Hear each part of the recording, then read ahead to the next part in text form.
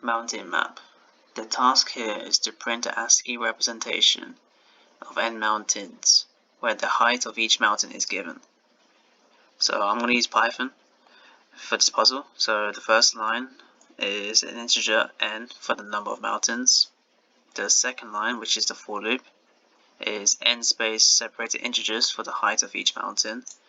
And for output is an ASCII representation of the mountain, where each rise in the mountain is represented by a / and fall by a /. The constraints are 0 less than n is less than 15, and 0 less than height is less than 15.